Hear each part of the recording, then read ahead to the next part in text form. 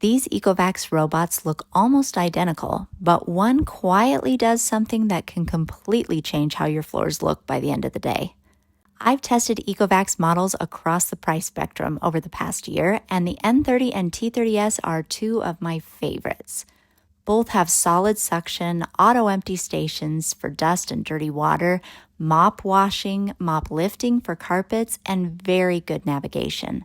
So on paper, they look super similar. But when you actually live with them, the differences show up in the details, and that's where one pulls ahead. Suction-wise, both are solid, but the T30S is slightly stronger with 11,000 PAs of suction versus the N30's 10,000.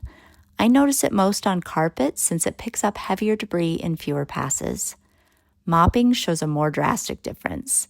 The N30 is Ecovacs' affordable all-in-one and mops surprisingly well for its price.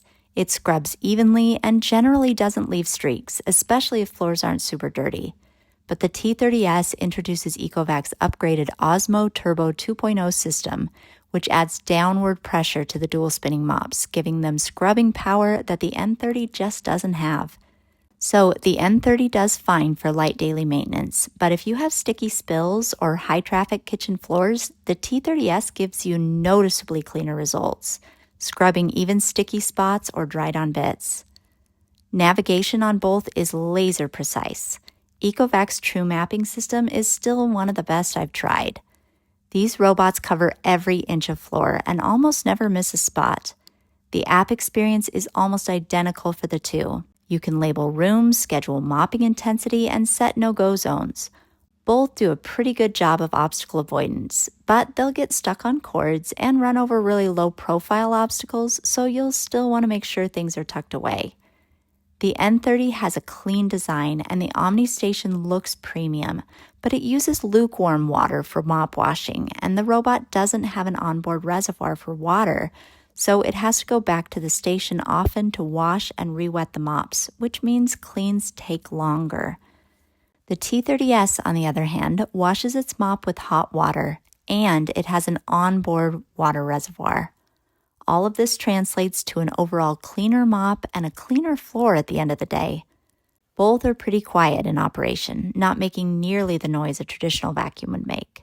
But there are big differences when it comes to runtime, battery life, and charging. For me, on standard settings, the T30S can clean up to 1,000 square feet on a single charge, while the N30 can do a max of about 800. And when they head back to the station to charge, the N30 takes about 6.5 hours to get back to 100%, whereas the T30S can be fully charged in about 3 hours. That's a pretty substantial difference, especially if you have a large home. It's obvious the T30S has some big upgrades, but are they worth the higher price tag? For me, yes.